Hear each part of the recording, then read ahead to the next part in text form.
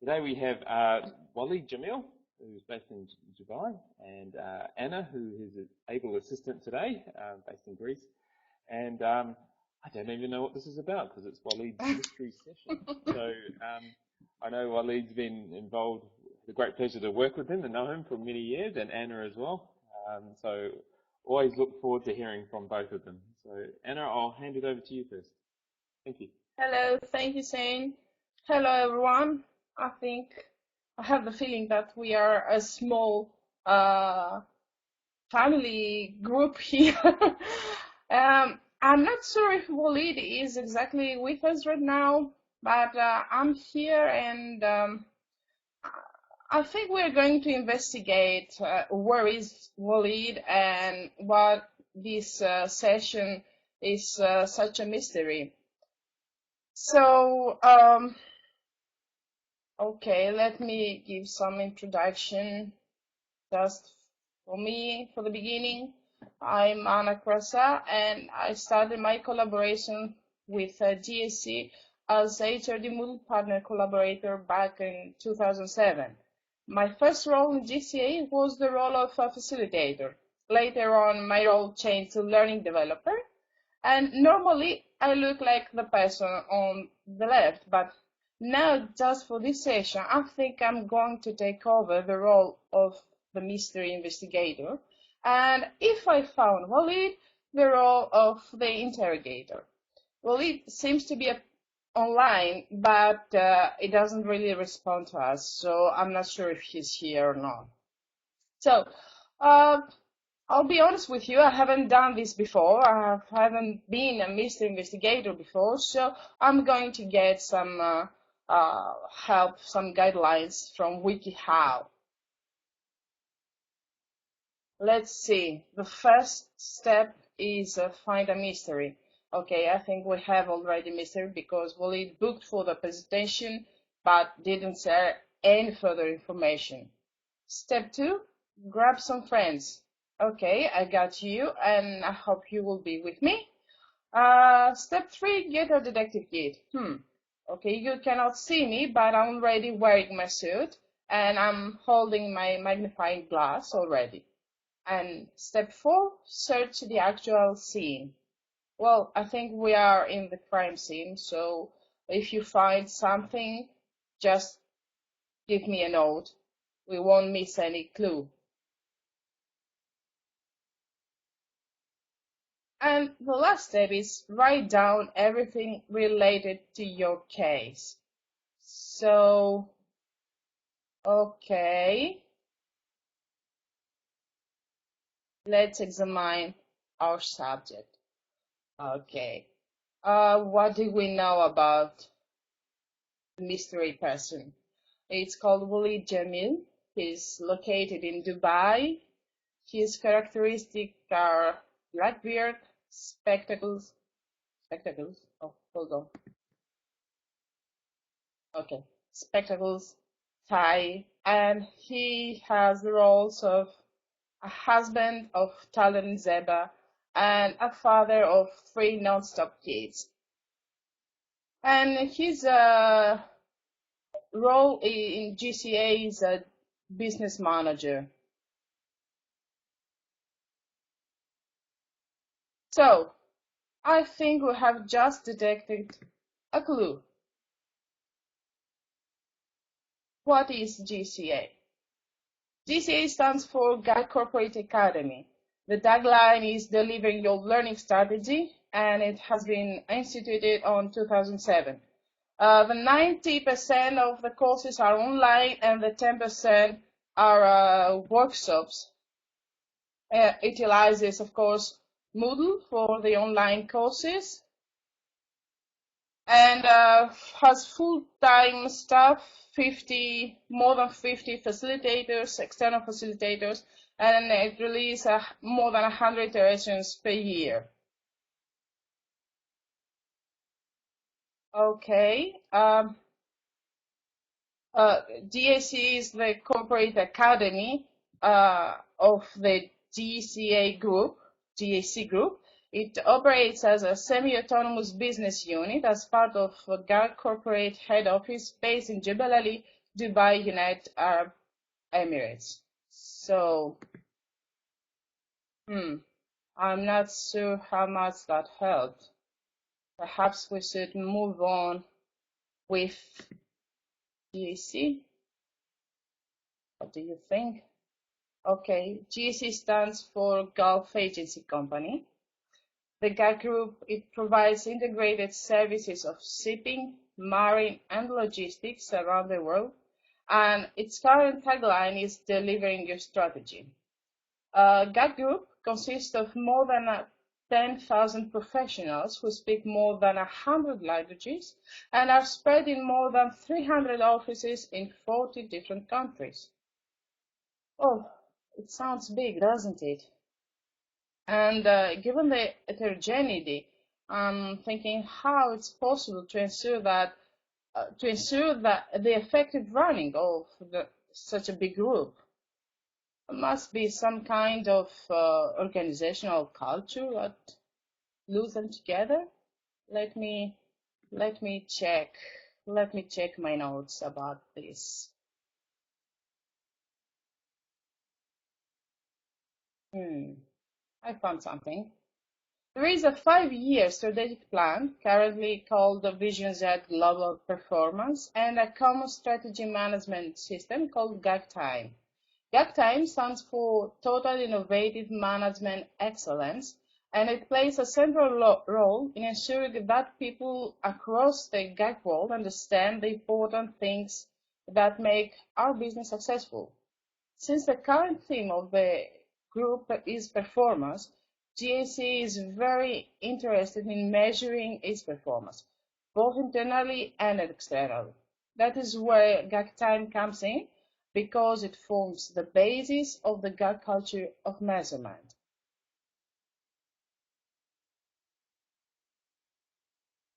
GAC culture of measurement. Oh, this sentence sounds like a key sentence, but unfortunately, this is not my thing. Oh, hold on. I got an idea.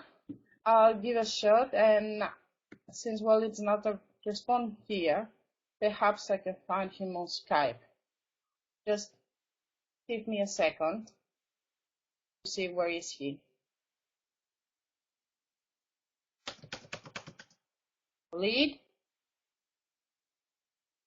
Waleed, we are expecting you in the iMoot. Are you around? Any chance?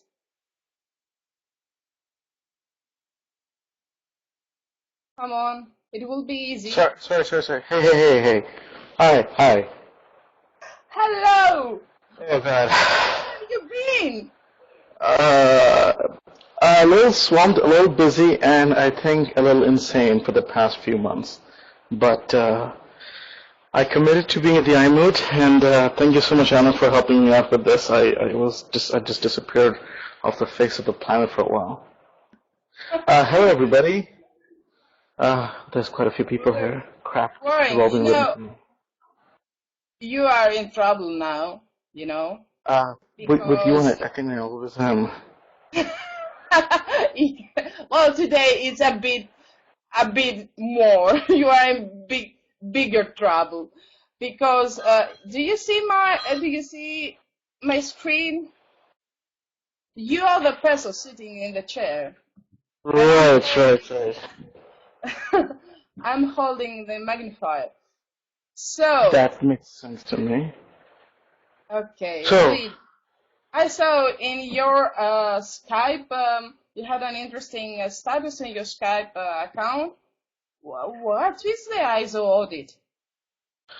That's a very good question. I'm just rubbing my eyes over here so I can sit down and just explain to you guys here. ISO there's a whole bunch of stuff on the screen, as you guys can see right now. The ISO stands for the International Standard Organization. I think a lot of us have seen the ISO 9001 sticker around when we go into restaurants, hospitals, and other places of business as well. It simply tells them that there's a standard by which organizations want to live by and say, right, we're this good, basically.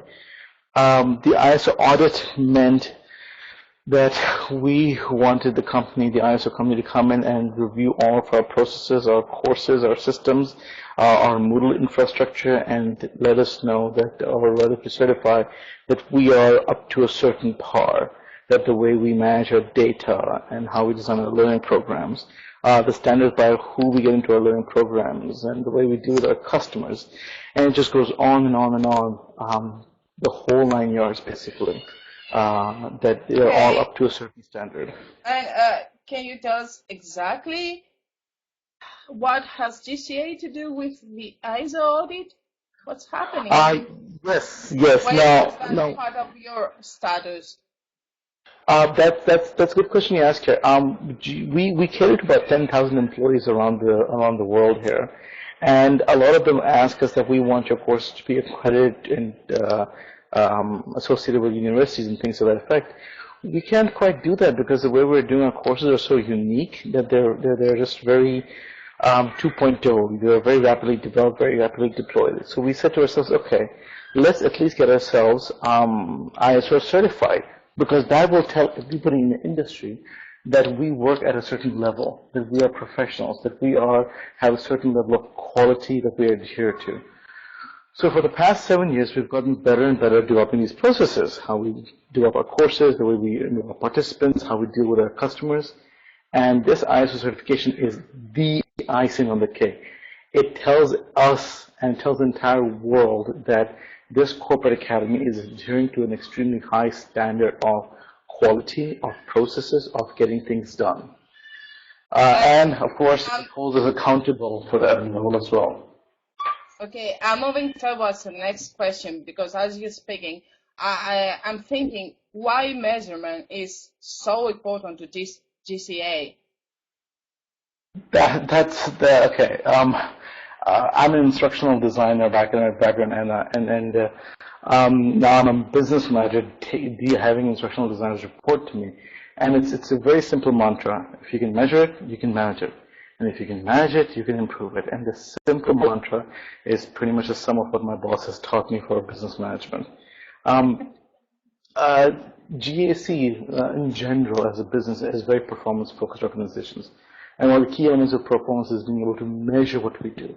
And it's that insane requirement of measurement that has driven us to better standards constantly.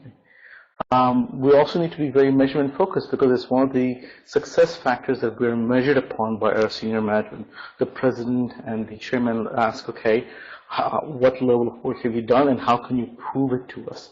And that's one of the biggest challenges. That we all know we do a good job in our day-to-day lives, in our personal lives, but how do we, show it to other people? And it's through measurement that we can do that.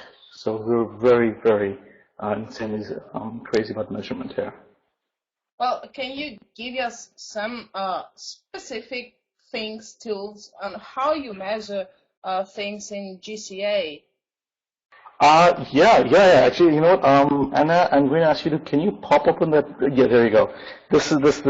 I actually showed this to our auditors on Thursday, on May 15th, and I had to go through every single column here. Now you guys can't see this, but we have about 20 to 40 different variables simply on how our courses look in the Moodle system at any given point here. And this is before even any instructional design work is done, which talks about the pedagogy. This is simply to ensure that our courses are up to a certain spec. And this boils down to something as small as is the spacing done properly? Is the titling of a label done properly? And it's uniform across all courses here. So these are some of the internal processes that we have to ensure all the courses are standardized here. We also have some external measurements here that ensures that people are giving us inputs from the outside world, outside of our domain, and we're measuring that as well. In this case, it's the course evaluation database that we have. We're actually following the Kirkpatrick framework of measurement right now, as of late 2013 and 2014. So that should give us multiple levels: participant, manager, their manager, etc., and how they view our courses. Yeah. So that's what these are two of our, also more publicly understood measurements here. Of course, then we also have financial measurements, budgets, and so on and so forth that sound boring, but actually are incredible, because we are a financially accountable organization, which means that we don't just get an invisible amount of money. No, we have to justify every single cent we spend and every single dollar we earn. So that makes us very focused on being lean and smart with our resources. Measurement, once again. Okay. So how did the ISO audit go after all? Okay. I know that I emailed you on this, Emma, but I haven't publicly announced this, and so the timing of this iMoot session is brilliant. As of Thursday, May 15th, we've been recommended to be ISO 29990 certified. This is huge because it means that we're possibly the first Moodle organization in the industry, in the Moodle industry, to be ISO 29990 certified. We're the first in the Middle East and in Africa. We're the first in shipping. We're the first in logistics. The first in marine. This is a huge win for all of us, collectively speaking, because it shows us that Moodle can work to a certain global standard in a corporate environment, and it can aspire to a far, far higher achievements and outcomes as well. So this is an insane win-win for everybody. And we're going to be issuing press releases on this very soon. We're going to be throwing large marketing around this as well. And I actually need to knock on Martin's door and let him know about this, so he can get some, so I can get his support behind this. And Yes, eventually, and that was yeah. exactly what I want to. I don't know. Do we know if anyone from you does know if any other organization has an ISO accreditation with Moodle? No, they don't, because there's only 30 to maximum 34 organizations in the world that have this standard. Places like Siemens University, the organization Siemens, they have it. To utilize Moodle. Yeah, they don't utilize Moodle, but it's very, very, very few companies. So us having it is a very prestigious thing, actually. It's prestigious for all of us. So, yeah. Wow, what a news! Yeah, this has kept us insanely busy, and I kid you not, the amount of documentation we've had to pull together for this. We How long finally did it invested. take you? The whole process? We started officially about 12 months ago, and then we had 2 people resign from a team of 7 that brought us down to like 5 and 4 at times. So with a tiny team, we had to push through this. So all in all, we invested, I would say, 6 months of our lives in this, and it's been extremely rewarding, and it's going to simply look better and better for us. I think it's from my experience, I remember we want to get an ISO certificate when I was in the university, working in the Greek university, and we actually quit the idea because it was extremely difficult to dedicate a couple of people to work only on this for quite a lot of time. And I think six full months is not that much. I think it's I don't know. I think it's similar credit where credit is due. A record. Credit where credit is due, Anna. A lot of it was because as a team, our team, which also includes you, we've been putting together standard operating procedures for years now, because we said, no, we want to hold ourselves accountable to a higher level. So we always constantly document better and better for ourselves. ISO, of course, is demanding we do even more than that yet. It's demanding we have checks and balances in place altogether. So so the end result is it's extremely powerful for the participant. When they receive a course, they know that this course has gone through an insane amount of rigor and testing to get to the level that it's at. If it's coming to them, it's not just a course whipped up in the basement at the late night hours. No, it's gone through a lot of checks and balances in place to be this polished. So, yeah. So you are done after all. Okay. Well, I was allowed the weekend off, Anna, and now tomorrow's our strategy meeting again, where we're going to be sitting and say, right, what do we do now that we are ISO certified? Where do we announce it, and what changes do we need to continue making? So it's a good problem to have, and yeah, it's amazing. Well done, well done. Congratulations to the team. So I'm passing my magnifying glass to the crowd around. So if you have any questions, shoot towards Waleed. You can unmute your microphone or type something in the chat, whatever you like. You know, if nobody asks me questions, that's okay, because the auditors, I had 2 audits last week. I had someone sitting and grilling every single thing in my entire Moodle system for approximately 14 hours last week. Can you imagine everyone saying, oh, so you do rigorous testing, prove it to me. Oh, you keep course evaluations, prove it to me. You read every single course evaluation, prove it to me. And I had to go through 7 years worth of emails to demonstrate that, look, we have evidence for everything we claim that we're doing. Because that's what the ISO says. You know, you're claiming that you're doing X, prove it to me. Yes. You have had many questions. Thank you, Paula. It's been a good problem. It's been genuinely a good problem to have, and it's making us be better as well. Thank you, Paula. Well, can you see the chat? Yes, I can. If there's, oh, is there more? There's probably more. No. Okay.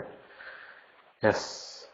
Oh, and Shane, this is actually good news for Pukunui as well, because now Pukunui is a proud supplier of an ISO 29990 certified organization. So I'm going to be getting in touch with Dom later this week to talk about press releases from Pukunui. We'll draft them up. You put in your thumbprints and your signature on there, your own DNA, and we'll synchronize global launches. Yes, no, seriously, it's God, I've lost so much sleep on this. Excellent. Well, it's 6. What time is it? It's 6 p.m. here in Dubai. The weather is gorgeous. I just had lunch with a supplier of ours, who, and Dubai being Dubai people, and this is reality. We were sitting in the mall having Italian risotto, and he had just come from skiing in the indoor ski slopes of Dubai. And so he skied, he walked down the hall, had lunch with us, talked business, and I said, I got to go present online. There's going to be people. And so, yeah. Thank you, Paula. I appreciate that. It's Moodle in the business world. We're actually featured in the Moodle in the corporate world book as well by that chap out of Ireland. His name escapes me, Shane. Perhaps you remember his name. The Moodle partner in Ireland. But we keep wanting to push it out more and more and more. So I think there's going to be a rebranding at Moodle.com, and when that happens, there's going to be a stronger focus on corporate as well. So we're huge advocates of that.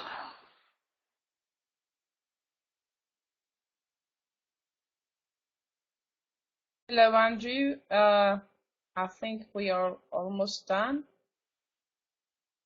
If you want to say something, you can always use your microphone or the chat. Well, if anybody needs to ever get in touch with me, I'm always available via this email address or my personal email address at Gmail as well. My company insists that I'm online in any part of the world that I'm in, so I have data package pretty much in any place I go. Thank you for your time, everybody. Thank you for your patience and allowing me to show up late as I was rushing from one meeting to the next meeting here. Anna, thank you so tremendously much for helping put this together. I greatly appreciate that. And yeah, keep on moving, everybody. Oh, LinkedIn. Okay, I'll get the LinkedIn for you as well. And let me jump in, Shane, here, just to say thank you to both of you for a very entertaining session. Great to hear about the Academy again. Thank you for the hospitality, Shane. All right, people, enjoy yourselves. I'll see you online. Ciao, ciao. Bye, everyone.